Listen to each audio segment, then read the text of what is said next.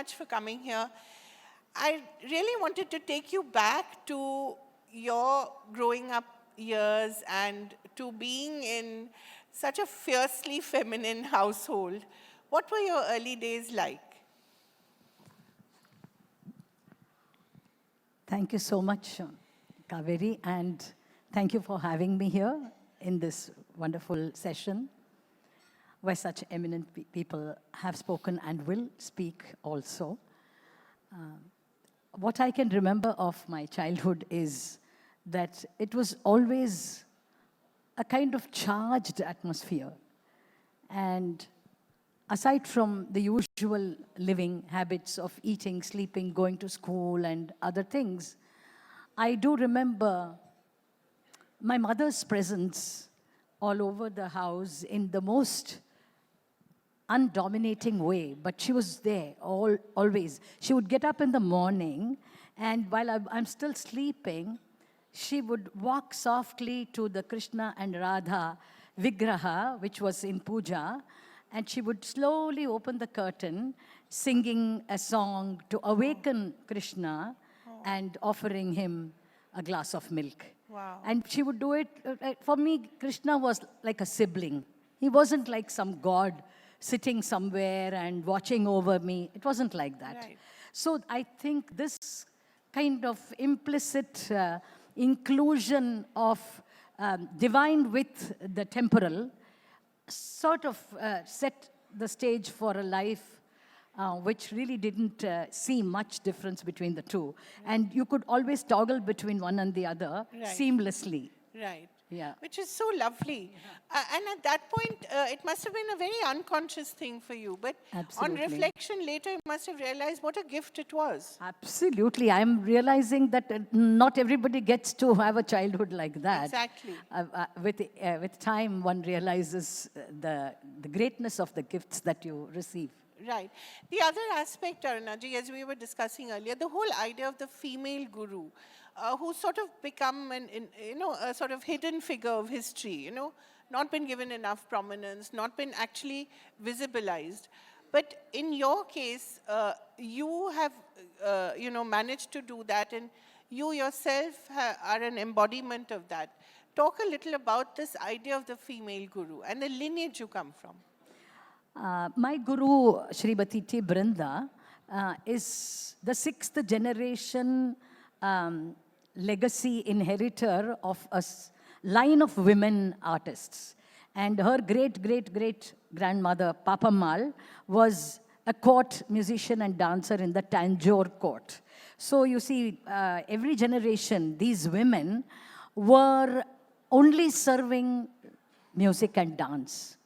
So my guru, strangely, was at the cusp of that sociological, socio-economical phenomenon where that system changed into women becoming non-Devadasis and becoming, Right. that So she system was the abolished. It was in her time that change happened. Right. So I, as a child of 10, and she was a woman of 60 at that time, but with all that, there was a bond between her and me, and which would manifest in her talking to me in the afternoons when she would plait my hair. She would apply oil at 4 o'clock and plait my hair, and then she would say things which I didn't understand then, but now I understood that it was a safe haven for her to express herself to like a grandchild. And she was an amazingly strong woman. I mean, the strength of this woman was so that when she entered a room full of the topmost musicians of the Carnatic firmament or from anywhere, all of them would stand up and give respect to her. That was the esteem with which she was held. So, but at the same time, so simple, so soft, and yet so firm and so contained. I mean, this was an amazing opportunity for me to be with first my mother and then this guru who was an epitome of what we call today as woman power. Right. And a different kind of emancipation, right? Yes. She was very emancipated, obviously. Absolutely. But yet, very bound by tradition and upholding the tradition as well. Absolutely. So that's a very interesting, it has now become a contradiction, but it ought not to be. Yes. And it's actually the best way of living. So talk a little about that, which ought not to be a contradiction, but has become one. May I ask you to rephrase that question? Yeah, in the sense of how emancipated she was and yet upheld tradition. Okay. So the emancipation came from the fact that she was her own person. Yeah. She was never afraid to experiment with what she thought was the right thing to do. Coming from the Dhanammal school, she went and did Gurukula Vasam with a male teacher, which was not heard of then. She lived with her guru and his wife, which never any of her family did. And she sang Ragam, Tanam, Pallavi and those difficult pieces, which none of her family ancestors did. So in her way, she was a trailblazer in terms of the choices she made musically and otherwise. And where she was traditional is that her faith, her rituals that she followed, her belief that she was sent to this earth to make music. That was the Lord's dictum to her. She was born to do this. You know, there she was very traditional. Right. So this was a contradiction which was so smoothly enshrined in her personality. Right. And that's what you picked up. Do you remember some of the things she told you while she was plaiting your hair? Yeah, sure. Sometimes she would sing. Right. And she would sing such ragas that she never sang in a concert. Oh. Those rare ragas like Hamsanandi or, you know, Pantuvarali, which she never sang in a concert, or a Shanmukha Priya, which she never sang in a concert. Why is that? She made her own, you know, branding, I would say, Right. of certain ragas which she thought she was a master, and she Right. would always sing those ragas in her concert. But so I thought maybe she doesn't know how to sing these ragas, but actually the way she sang a Shanmukha Priya is what I still go back to when I sing Shanmukha Priya. That one time that she sang it. Right. It was so impressive. You the still way. remember it? I carry the essence of it. If you ask me phrase by phrase what she sang, I wouldn't be able to repeat. But what it meant to me, what impression it made on me, has stayed with me. And I'm sure that's what comes out when I sing. Can I ask you to? A little bit of that?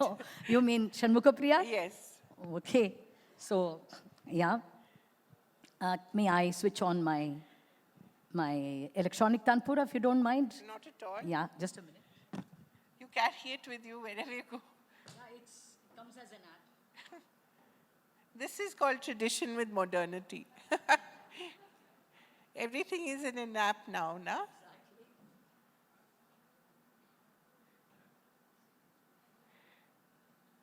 It's so cool to see you do this. And yet this raga is what, thousands of years old?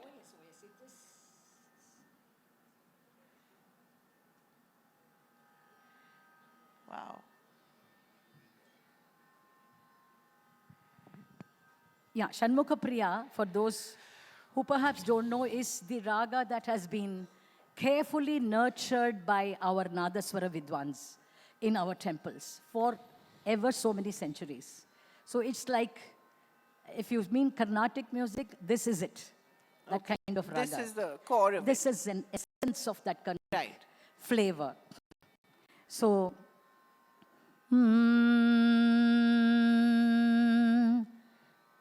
the Arohanam, Avarohanam is Sarigama Padanisa Sanidapamagari Sa. That's Arohi, Avarohi.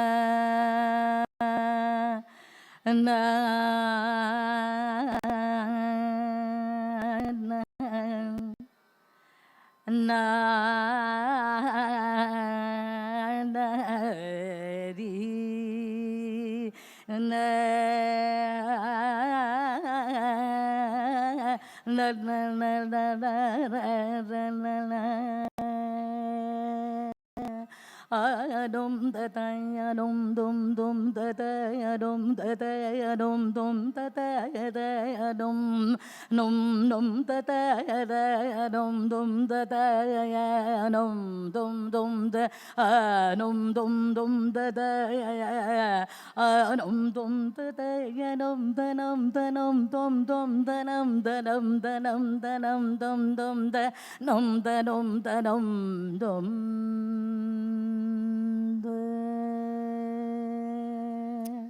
Wow, amazing. And I remember you saying somewhere that your mother told you there's no such thing as a mood. If someone tells you to sing, you sing. Oh yes, that is a story that I must share. Please tell us that story. Yeah, so this was this 650 square foot little apartment in Bombay that we lived in, my father, mother, myself, and my brother. And so there was very little space, but bless them, their hearts were very big. So any musician that came to Bombay would eventually find their way into our home because of the friendship, the warmth, the good food. Otherwise, in those days, there weren't many hotels to stay in. And one day came into our house the great musician Ramnad Krishnayar. And at the same time, I had just come back from school. And, I had this habit of asking my mother every now and then to make rava kesari for me. That was a sweet that I just loved. So that day I was in a mood. I was, decided to have the better of the both of us. I said, right now I want Amma you to make rava kesari for me. And Krishnayar is sitting in the front room. How old were you? I must have been in first standard or something. Oh. Very young, very young. And then she said, yeah, just a minute, but let's say hello to him. Come and say hello to him, do namaskaram. Then when I went there, he said, Aruna, cholu, cholu. And I used to sing. Kids, you teach them anything, they will sing. So he said, or paatu cholu ma, or paatu cholu, he said. So I was in a militant mood. I said, no, enakku kesari taralena na paada maate. I said, okay. So my mother this went on, and then she had to take me inside. I was in a bad situation that day. I started rolling on the floor, and I said, without the kesari, I'm not singing. Okay? That day, she couldn't do anything. Krishnayar, after some time, she gave him coffee, tiffin, he left. That evening, she sat me down when I was better, and she spoke to me, and she said, this music is a gift to you from Krishna. It's not you. It's not your thing. It's not your voice. It's not you singing. Remember, he is singing. Never again, never again are we going to say mood and this and that. No. This is a gift. You have to share it. That's it. And the way she told it to me that day, till today when I go for a concert, I remember that, her face and the way she said it to me. That's why you take me anywhere, even if a small kid asks me to sing a song, I will sing. I will sing it for that child. Wonderful. I wish we all had such a work ethic. But in your case, prayer and singing, is it one and the same thing? I wonder. Well, if I may say so, prayer also for us, many of us in this part of the world, there's one thing to pray and say, yeah, we do that very often. Krishna or Narayana, I want this, give me that. Or at least give me happiness, give me peace of mind, give my children, whatever. But on the other hand, there are very many moments when you just want to be merged with him. Right. You just want to become him. And very often, that's what our elders keep telling us, pray, pray, pray, but ultimately don't ask for too much, just want to become him. Right. Become something purer, more beautiful from inside, right? So what I'm noticing in my thing, as the years are rolling by, is that music gives me the opportunity to become that, Right. to become something. So there is no prayer separate and music separate. Right. It's just a journey. Right. So when you're doing your riyaz, you're actually praying. Yeah, it's call it prayer, call it merging, call it forgetting yourself, forgetting time and space, or just being whatever it is. That's what happens. And every morning, do you do this every morning? How many hours? Every morning, well, the routine goes something like morning you get up, then, yeah, early morning. When I was a kid, early morning, every morning, 4 o'clock. 4. 4 o'clock. After that only you will get anything to drink hot. Uske pehle only water. But now, yes, get up, first meditate, I have a yoga teacher, so now she has taught me how to do things like yoga nidra or, those kind of small I'm things. sure you can teach her a thing or two about breath. No one knows breath better than you. Yeah, then I do a whole 1 hour of breath exercises. Right. Yoga, movement, slow movement, married with the breath. So that goes on for another day. Then there is so it takes about 2 or 3 hours to be ready to face the day.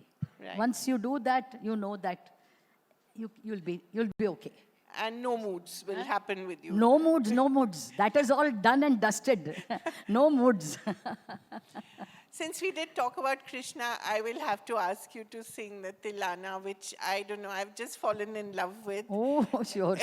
It is, I think, the most beautiful piece of music I've heard in a long, long time. And your voice comes from somewhere so deep within that I think even you cannot tell where it's coming from. It's coming from maybe up there somewhere, right? Absolutely. And tell us a little about the Tilana. Sure. So this Tilana is composed by Oothukada Venkata Subbayar. He predates the Carnatic Trinity. The Carnatic Trinity are Tyagaraja, Shama Shastri, and Dikshatar, as we know them. And this was before that time, 16th century.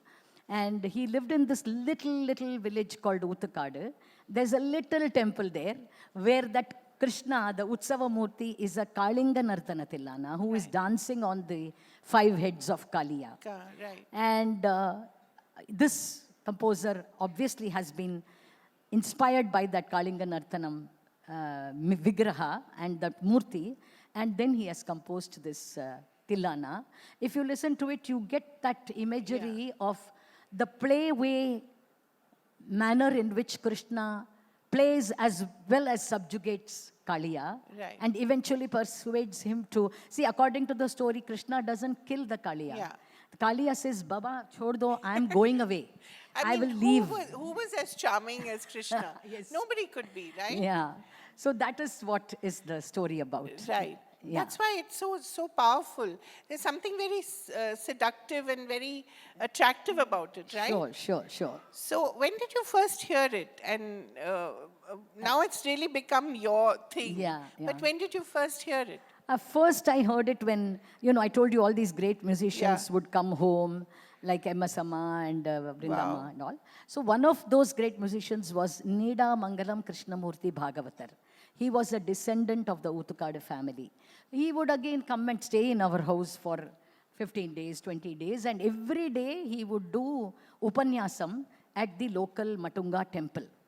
And You grew up in Matunga? Yeah, of Wow. course. You're a Bombay girl. Matunga is where South Indians of Bombay were those days. Exactly. So Matunga is the place. So there he would, at Bhajana Samaj, in fact, he would do this Tilana, and you know what? 2.5 hours, one whole evening, would be only Tilana. Wow. Line by line, he would sing it, and then he would give imagery and stories around each line of that Tilana. So that is when I first heard it. But like life has its own trajectory, I completely lost track of that Tilana. He hadn't taught me that Tilana. I had only heard it. Years later, when I was already performing and I was a struggler and trying to make my own space in the world of music, One day, miraculously, a gentleman came, handed me a cassette tape. My father was with me. My father-in-law was with me. And he said, can you please record this piece of music immediately? Go to some shop. Those were the cassette days. Right. Record it, but give me back this original. I can't part with it for long.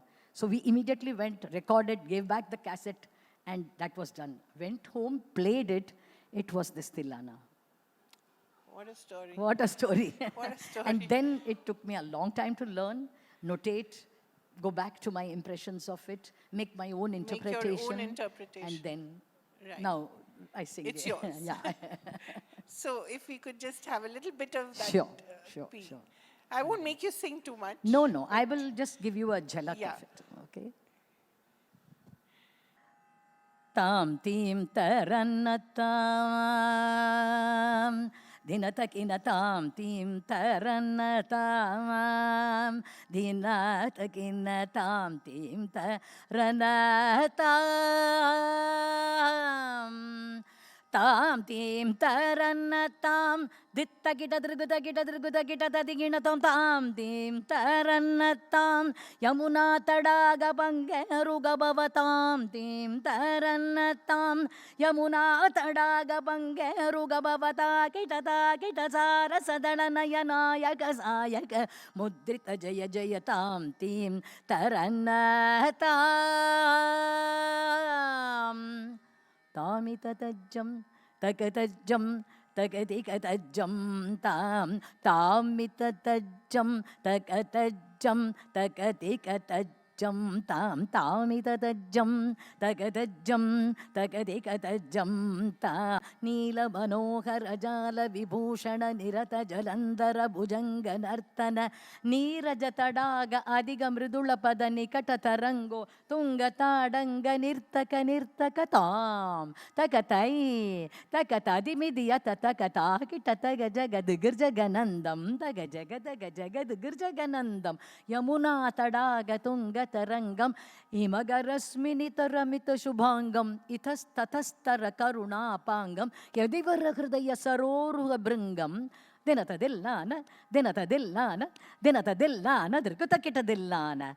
Alaka Sindura, Alaka Sungara, Vadana Gambira, Uragapana Sanchara, Nanda Sukumara Navanita Dadichora, Chandamanigara Jalabavadinutadira, Nanda Sukumara Navanita Dadichora. So Chandamanigara Jalabavadinutadira. And then it goes on and on like that.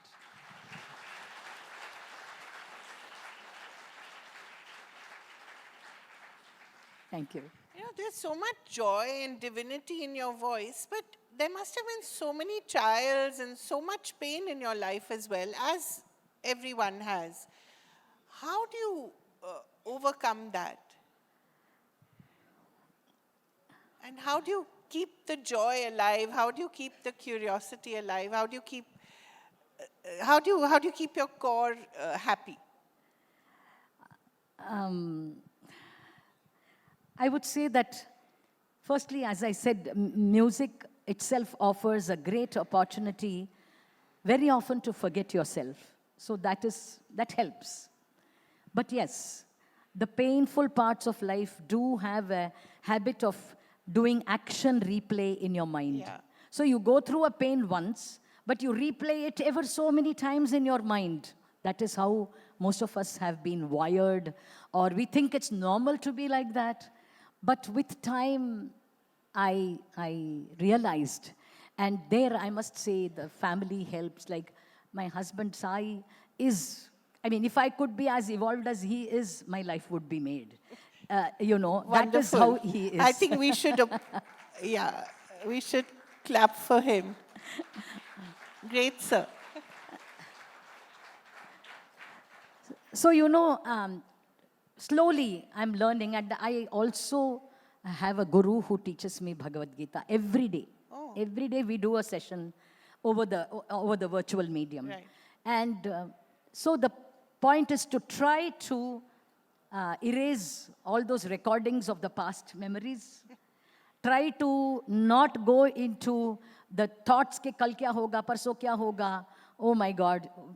It's not easy. It comes, there are moments when you lose it, but Every morning, if you say, no, today I'm not going to do that action replay thing. Every morning you have to work at it. Yeah. And I have to, that's why I told you it takes me 2 to 3 hours to begin to face the day. Because yes, we've all had more than our fair share, and I must say, Sai and I have had more than our fair share, what we think should have been. But that is divine design. Yeah. What can you do about What it? can you But do? you can't become a pain to those who are around you now. Right. You can't do that. You can't transmit that sorrow through your music to your audience. No, they are coming with their own baggage. They are spending enormous amount of time and money to be there in that auditorium when you're singing. Why? Because they're looking for joy. Yeah. So it's not fair. You don't have a right to do that. These things slowly you learn and you sort of. And you're always learning. You're Yeah. always Well, trying to become better. Yeah, no? it's work in progress Yeah. all the time. Absolutely. So I think just the last couple of questions, the amazing collaborations that you've done as well, whether it's Coke Studio or whether in London, I think. Yes.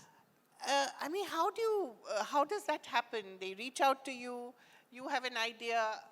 There's so much of fun that you're having with all that as well. And you get a whole new audience as well, I assume. Yeah, that I think comes from, again, back from the childhood, because you see, when you grow up in Bombay, Right. you come to learn that life is a many splendid, not that you don't do it in Chennai or any other place, but Bombay is special because it's a complete masala of too many things. And so like I was in the Western music choir of my school. Then I used to Which go. school was it? I was in JB Vatsha Okay. at Pasi Colony. Right. And then I used to be crazy enough, like if the Ramas did a Govinda Alare dance, I would go and dance with them.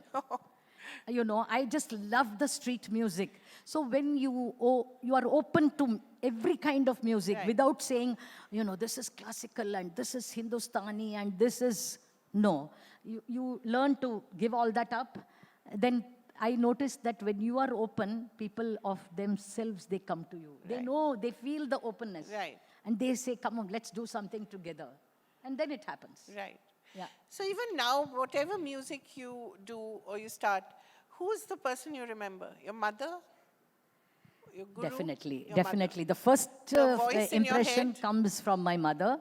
But yes, my guru. And I must also here tell you that for me, MS Amma is an icon. Mother? Right. For me, beyond all this, she's somewhere always there in my consciousness, because I think she really, when she sang and you came out of that concert hall, you never remembered this was Kambodi, this was Danyashi, or she sang this. No, you just floated out of that concert hall thinking you just went to heaven and came back. You never worried about the details of what she did. And I always feel that should be a good musical experience. Right. So I always aspire to. I think you deliver the same. May I ask you to end by perhaps a tribute to her, perhaps a song Sure. from her that you'd like to sing? Sure. Yeah. Or should I, because as we were chatting just Yeah. before this, you said you loved the Aigiri Nandini. So I would love that. Sure, I mean, sure. that would be, I think, amazing, and I think it'll charge us for the rest of the year. For me, certainly.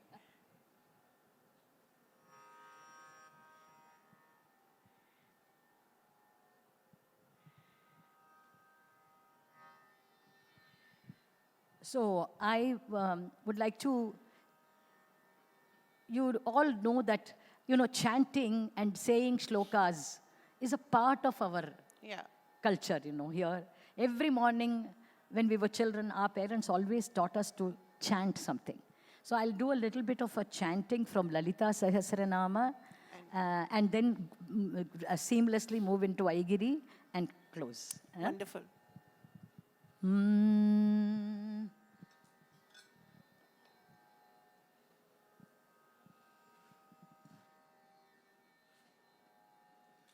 Thank you.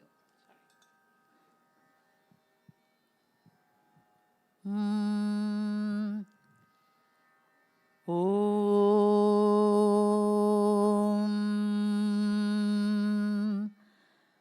सिन्धूरारुणविग्रहां त्रिनयनं माणिक्यमौलिस्फुरत्तारानायकशेखरम् स्मितमुखीमापीनवक्षोरुहाम् पाणिभ्याम् अळिपूर्णरत्नचषकं रक्तोत्पलं बिभ्रतीं सौम्यां रत्नघटस्थरक्तचरणां ध्यायेत् परामम्बिकाम्